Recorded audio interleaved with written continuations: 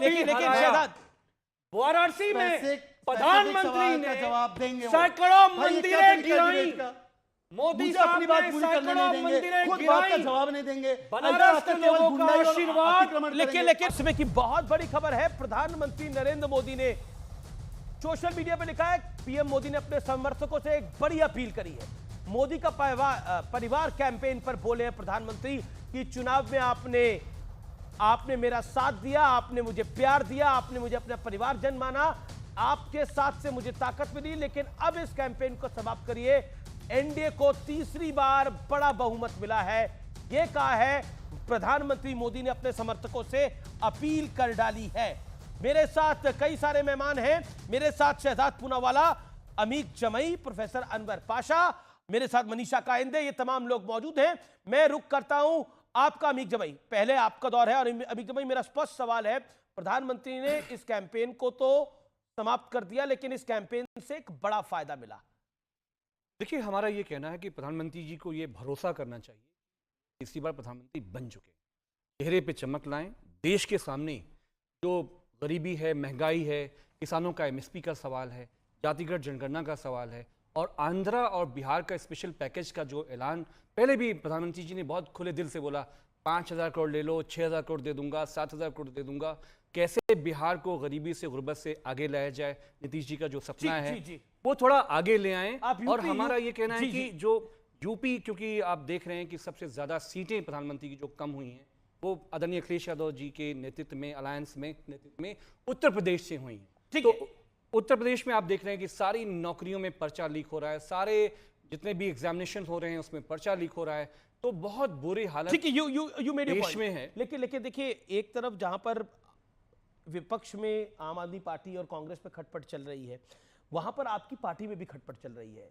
संगीत सोम और संजीव बालियान दोनों आमने सामने हैं, क्या कहेंगे आप?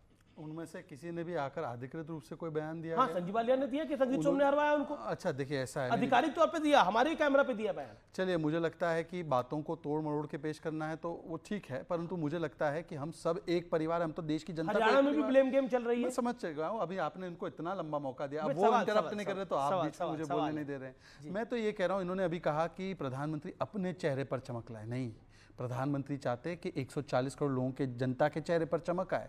और इन्होंने अभी 2-3 मुद्दे गिनवाए, मैं स्पेसिफिक मुद्दा गिनवाना चाहता हूं। इन्होंने एमएसपी की बात की, अमीक जमाई क्योंकि वामपंथी पृष्ठभूमि के भी रहे, केरल में एमएसपी नहीं है।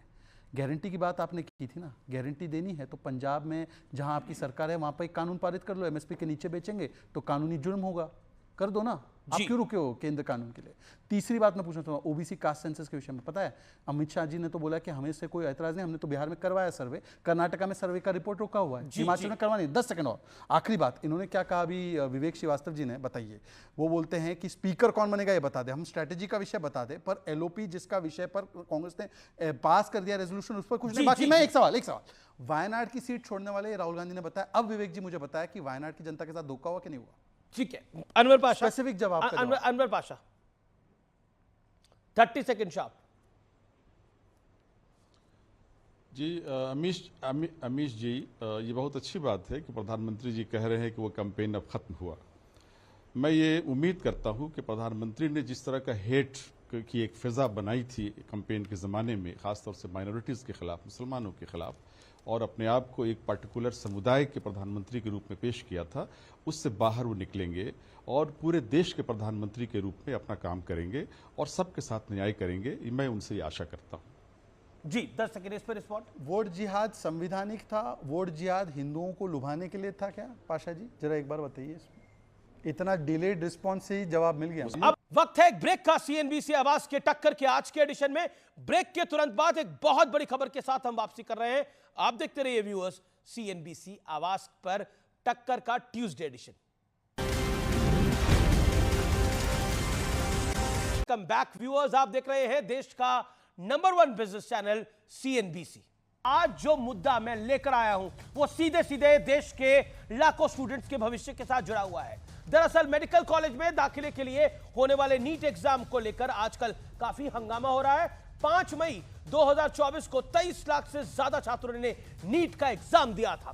तय कार्यक्रम के मुताबिक 14 जून को इसके रिजल्ट्स का ऐलान होना था, लेकिन 10 दिन पहले यानी 4 जून को ही रिजल्ट्स की घोषणा कर दी गई। व्यूअर्स, इस जल्दबाजी पर सवाल उठ रहे हैं। इसके अलावा ये भी काफी हैरान करने वाली बात है कि परीक्षा में शामिल स्टूडेंट्स में 67 स्टूडेंट्स ऐसे हैं जिन्हें 100% मार्क्स हासिल हुए हैं। यानी इन 67 स्टूडेंट्स को 720 में से 720 नंबर मिले हैं। ऐसा पहली बार है इतनी बड़ी संख्या में स्टूडेंट्स को 100% नंबर हासिल हुए हों। 2023 में केवल 2 स्टूडेंट्स को 100% मार्क्स मिले थे, नंबर मिले थे, जबकि 2022 में एक भी छात्र को पूरे नंबर नहीं मिल पाए थे। इससे भी बड़ी हैरानी की बात क्या है वो सुनिए। इस बार जिन 67 स्टूडेंट्स के 720 अंक आए हैं उनमें से 6 बच्चों का एग्जाम सेंटर हरियाणा में ही था। नीट परीक्षा में गड़बड़ी की आशंका की तीसरी वजह यह है कि कुछ स्टूडेंट्स को 720 में से 718 और 719 मार्क्स हासिल हुए हैं, जबकि नीट नंबर स्कीम के हिसाब से यह संभव ही नहीं है। स्टूडेंट्स परेशान हैं, उनके परिवार अभिभावक बहुत परेशान हैं। भविष्य की चिंता लिए ये छात्र सड़कों पर इंसाफ मांग रहे हैं। लेकिन सवाल है कि अगर नीट एग्जाम को लेकर जो आरोप लग रहे हैं वो सही है तो इसका जिम्मेदार कौन है? इस मुद्दे पर सुप्रीम कोर्ट में भी याचिका दायर की गई थी, जिस पर सुनवाई करते हुए ऑनरेबल कोर्ट ने फिलहाल एग्जाम के नतीजों के आधार पर होने वाली काउंसलिंग पे जरूर रोक लगा दी है। रोक लगाने से माफ करिए इंकार कर दिया है। कोर्ट ने नेशनल टेस्टिंग एजेंसी यानी एनटीए से नोटिस जारी कर जवाब जरूर मांगा है। सुप्रीम कोर्ट में अगली सुनवाई 8 जुलाई को होगी, लेकिन इस बीच नीट एग्जाम कराने वाली संस्था एनटीए ने सफाई दी है कि परीक्षा केंद्र में समय बर्बाद होने के कारण ग्रेस नंबर दिए गए थे, जिसकी वजह से बड़ी संख्या में स्टूडेंट्स के नंबर ज्यादा आ गए हैं। इसके अलावा शिक्षा मंत्रालय ने भी ग्रेस नंबर पाने वाले 1500 से ज्यादा छात्रों के नंबर्स के लिए समीक्षा के लिए 4 मेंबर कमेटी गठित कर दी है। हालांकि स्टूडेंट्स एनटीए के ग्रेस मार्क्स वाले दावों को खारिज कर रहे हैं। फिलहाल मामला सुप्रीम कोर्ट में है। उम्मीद है वहां से सभी स्टूडेंट्स को इंसाफ मिलेगा और जल्द मिलेगा। लेकिन नीट जैसे रिप्यूटेड एग्जाम की गरिमा बचाए रखने के लिए भारत की सरकार को भी कड़े और बड़े कदम उठाने होंगे। इस तरह के मामलों में ना तो ढिलाई की कोई गुंजाइश है और ना ही राजनीति की, क्योंकि यह राजनीति से परे मामला है। तो फिलहाल सीएनबीसी आवाज के टक्कर के ट्यूसडे एडिशन में फिलहाल इतना ही। आप सबको मेरा नमस्कार और थैंक यू सो मच। आप दोनों का बहुत बहुत धन्यवाद मेरे मंच पर आने के लिए, अपनी बात को रखने के लिए। तो फिलहाल सीएनबीसी आवाज के व्यूअर्स, यहां पर हम आपको अलविदा कहेंगे, नमस्कार कहेंगे, लेकिन आपकी ट्रेडिंग अच्छी हो, आपको मुनाफा ज्यादा हो, इसकी कामना जरूर करते हैं। कीप वॉचिंग सीएनबीसी आवाज।